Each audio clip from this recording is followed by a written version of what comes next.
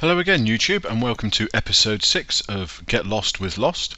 In the last episode we got our quarry up and running. We'll go check on that now and then we'll crack on with an emerald farm.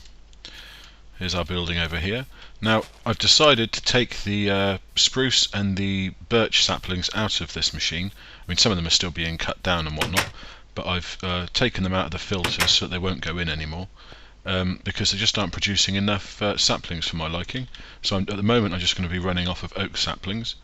But as you can see, it's producing massive amounts of biofuel still, and the quarry's finished, so we'd better turn this off. There we go, so we're not wasting any energy. And luckily, well, as you can see here, we've filled our chest.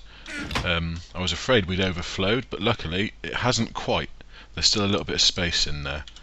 So yeah, that was brilliant. We will need to upgrade this again if we're going to run the quarry again, which I do fully intend to. Over here we've got quite a bit of stuff as well, and then plenty of stuff in the chest, including diamonds. Now, I got excited thinking that we had enough quartz to start doing applied energistics, but since I used it last time, they've now included the use of nether quartz in pretty much all of the recipes. So that's kind of put a downer on things, so we're going to have to set up a quarry or go turtle mining in the nether, but we'll save that for another episode. But yeah, just to let you know that this is all working out nicely. Let's go build a villager farm. Okay guys, got tons of wood, as you well know. Now I've cleared out this space over here for the villagers to live in. And we're going to be building the basic standard villager farm. You probably come across them before. If not, this is how you build them. You want them 5 wide. Basically you just want anything that the villagers will count as a house, which, well, this certainly is. It's tried and tested. You don't have to make it quite as fancy as this if you don't want to. There really is no need. I'm just trying to make it pleasing to look at from a distance. Now, the villagers will spawn based on how many doors there are in your building. So we're going to be adding quite a few doors to this, obviously. So that's the basic layout. You'll be putting a door in each one of these. Oh, I forgot this bit. We need to put a roof on it as well. So nice and simple. So I'll just show you the a basic 5x5, and then we'll extend it to suit our needs. Then we need a load of doors.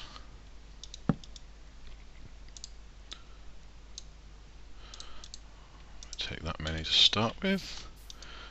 One there, one there, one there, there, and I've run out of doors. Typical.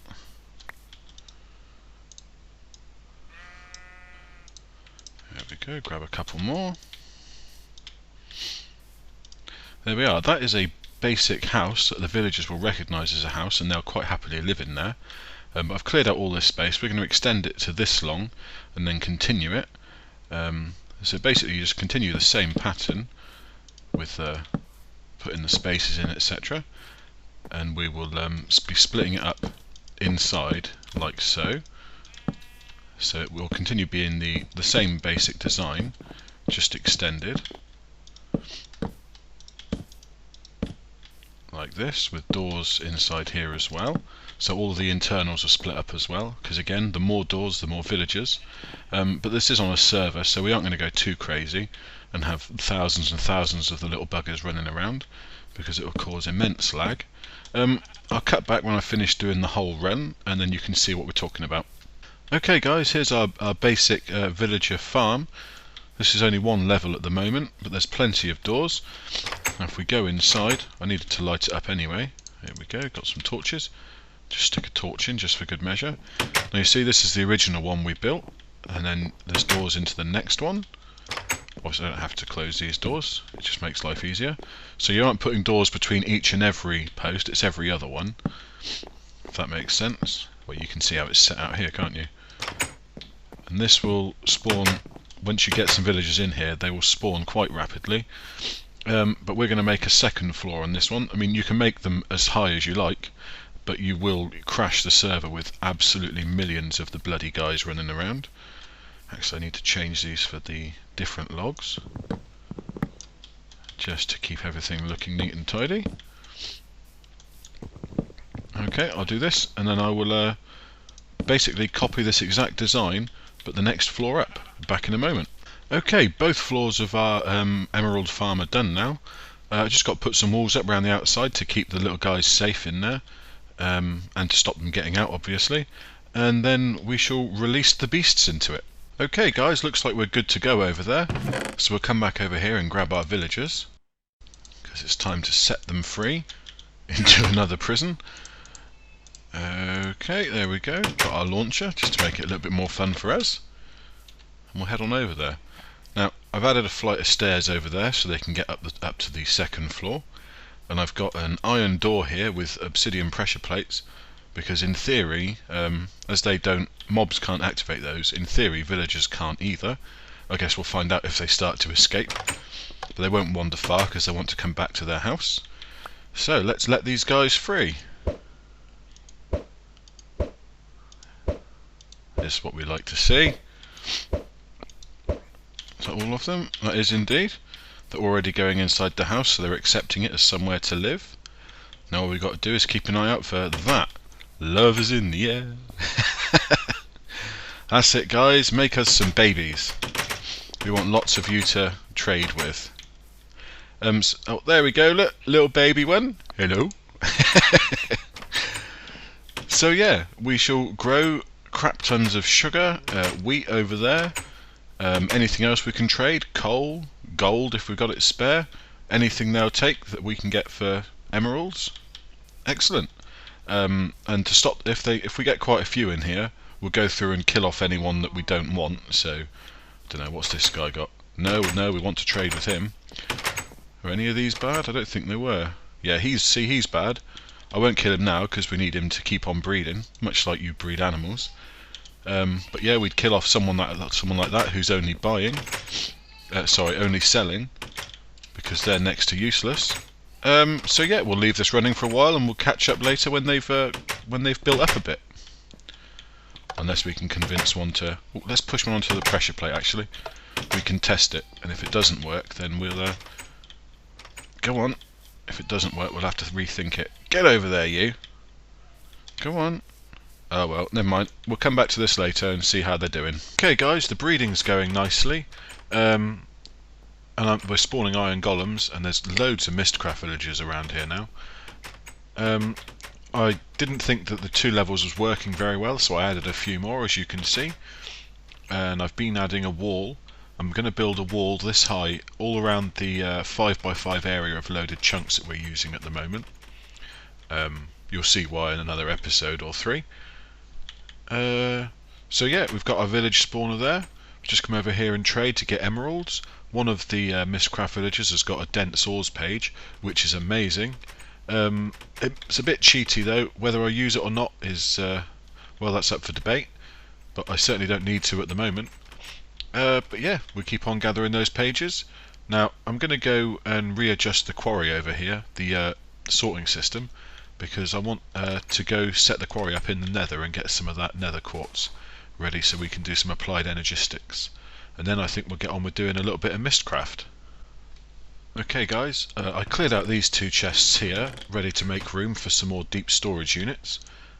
So we'll just move these out of the way now.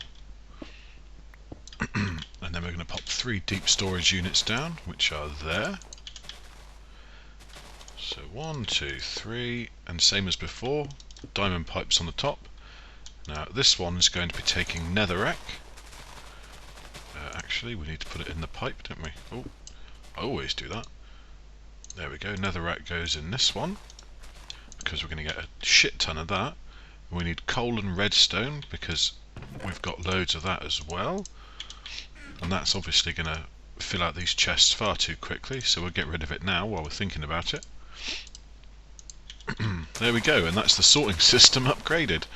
I'll go through and shift the coal and the redstone over into these, because that's the vast majority of what's in here. Oh, I also need to put some flint into the void pipe, because we've got far too much of that as well. There we go, so we don't bring any more of that in. I know we won't be mining that in the Nether, but you never know. And I think the only things we're going to pick up from the Nether are Nether quartz and netherrack. Correct me if I'm wrong. Actually, I think is Nether ores enabled? I think it might be. I guess we'll find out when we get there. Either way, there should be plenty of room in those chests there, and if there's not, it doesn't matter. We get plenty of other ores anyway. So I'll switch this on while I'm on camera, because we'll be going to set the quarry up in just a second. So power's going out again. Yeah, I shall head off. I shall shift this stuff over into these deep storage units, and then I'll meet you back in the Nether. Okay, well here we are again, guys. I think we're going to set our quarry up really high. We've got two options really. We could either use turtles right down low underneath the lava lakes, or put the quarry up really quite high. I think putting it up high would be better for the quarry, unless we wanted to monitor turtles digging underneath, but I really can't be bothered. So we'll just find a good place to dig up. I mean, anywhere around here seems a good place to place the quarry. We just got to get our way up to the top. I think we can dig up through here quite easily. So I'll cut back again when I've made it to the top, and then we'll go from there. Okay guys, I've got to the top of the Nether. I've come down 5 blocks because that's what height the quarries are, so it's going to have to clear out all this area above anyway, but I'm not sure how it would be affected by the bedrock being there, and I'm too lazy to test it right now. So we're going to place down our landmarks as we did before with a lever, and we're going to make the quarry as big as we can. Oh, what am I doing? Break you. There we go. So he goes there. So we're going to dig 64 that way and 64 that way, and I'll come back and we'll pop this quarry down. Okay guys, landmarks are all set up. One way you can see there isn't actually 64 because there's an awful lot of lava pockets in the area. I got stopped going that way, so hopefully there's not too many in here that's going to slow the quarry down or stop it, but we can hope for the best. We'll get it set up anyway, and I'll monitor it for a bit to see how it does.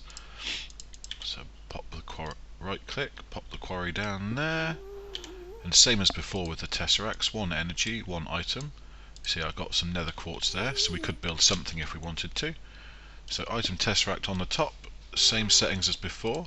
Set it to owner only, items in, send only, and set the frequency. So that's all good to go.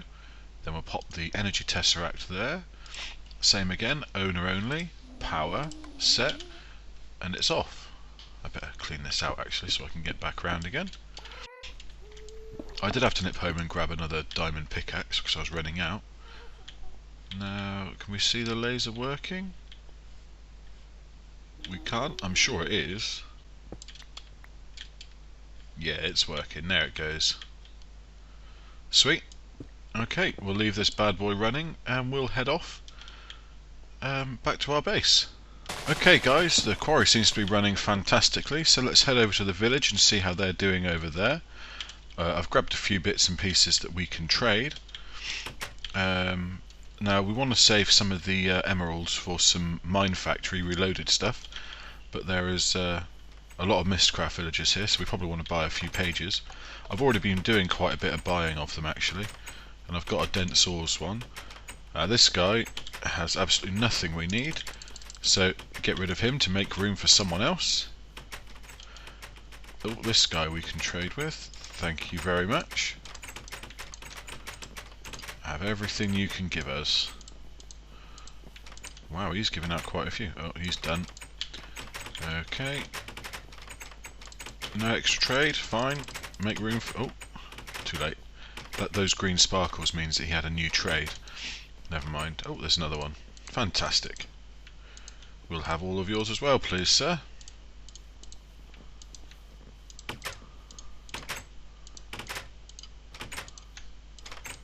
Sweet. That's cool. Let's see who else we've got. It's getting dark, they're all going indoors. Nah. No, we've done you. Go away. This guy. This guy. See, this guy's rubbish. I'm not paying an emerald for 2 redstone. Go away. Just got to keep an eye out for iron golems because they keep killing me. As you can see by my death points. Wow, there are loads of guys in here, but he's useless. Lots of Miscraft villagers. I won't bother buying any pages off them right now. Oh, you're rubbish. Goodbye.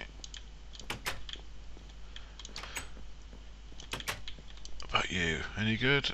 Oh yeah, we've got loads of iron, so we'll take some emeralds off you as well. Oh no, he's given up on us. Go on then.